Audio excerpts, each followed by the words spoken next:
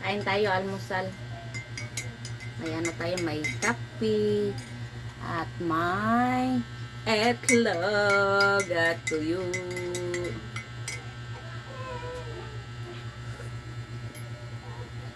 Ito guys, oh. Kain tayo.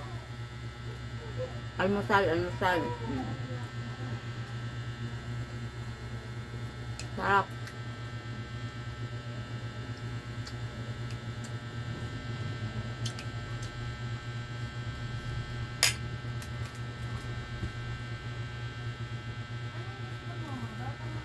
Napakong tissue guys, ha.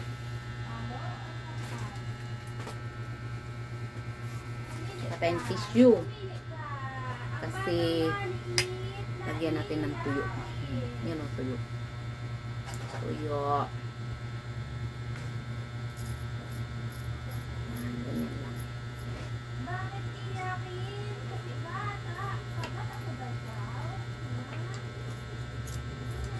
Gusto ko kumain ng tuyo. Sarap.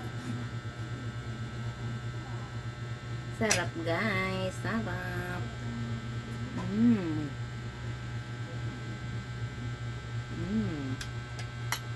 Sarap.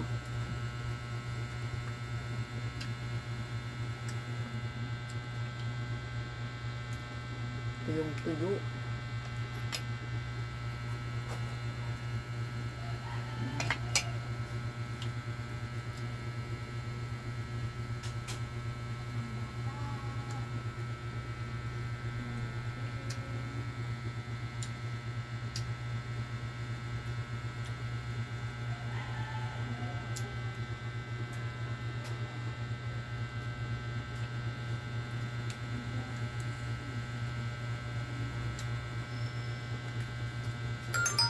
Sarap ng tuyo.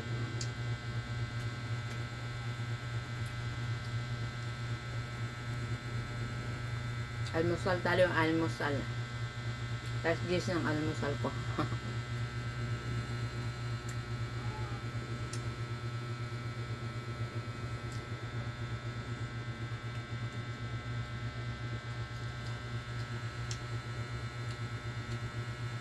Mamaya guys, abangan yung pag-live ko. Magla-live ako.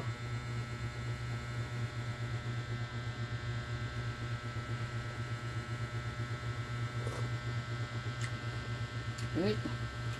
Sarap. Sarap guys, sarap. Init.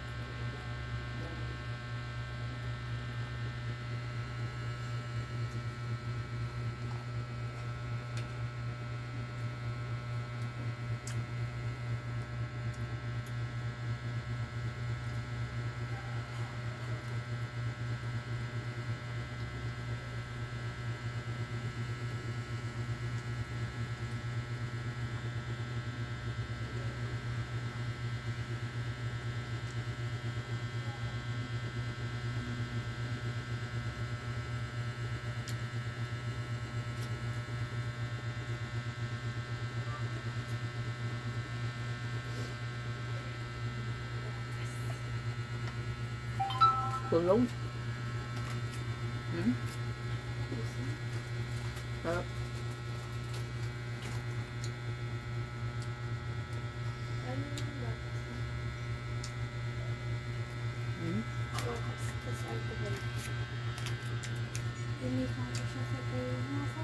Uy, umuuno yung kainan niya. Maliit ang kainan niya.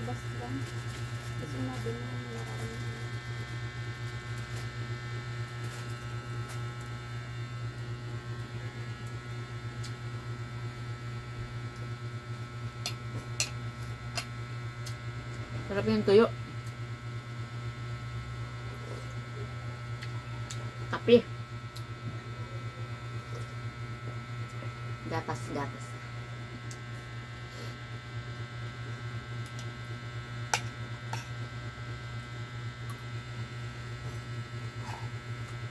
Kahit simpleng pagkain guys, okay lang, di ba? Basta may laman yan siyan, okay na guys, ano?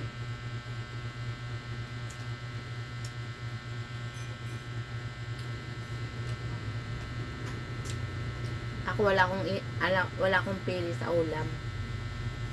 Sanay ako sa hirap eh. Kahit anong ulam, kainin ko. Basta makain ko lang.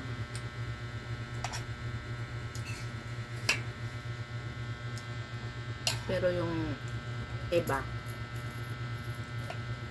hindi balik kakain ako ng asin. At nagbabahog ako ng tubig pag pag di ko gusto yung lalo nang may mga hindi ko gusto. Nagbahog ako ng tubig tapos asin. Okay lang sa akin yun. Basta malamanan lang yung tiyan ko. Okay na. Hindi ako maarte sa pagkain. Sa akin lang, basta malamanan lang yung tiyan ko. Okay na.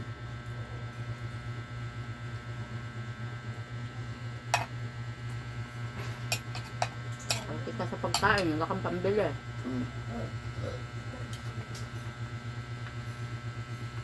Kaya mga anak ko sanay din sa minsan walang ulam. Minsan may ulam, minsan walang ulam. Sanay din sila eh.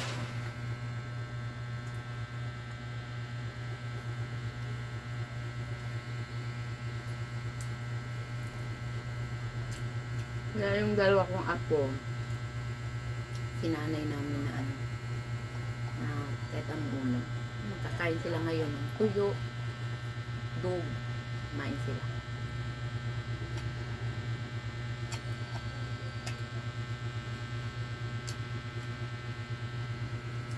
Kahit saan tayo mapunta, okay lang kakain tayo sa ganun. Yung iba kasi, hindi sanay sa walang ulam. Sa sarap ng mga ulam nila. Kaya yung mga anak mayaman, mga masarap ng ulam. Pero, tabis pa rin ang ulam ng mahihirap.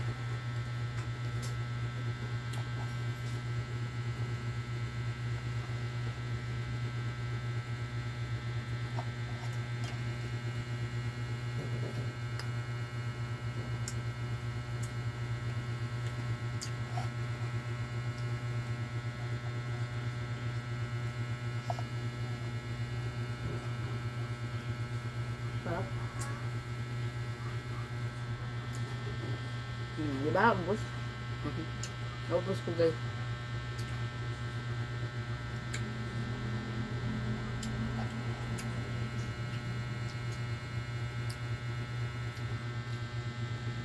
Solve yung umagahan.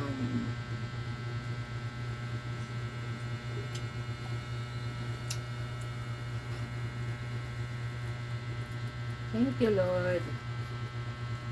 Busog na, nalaman na ng tiyan ko.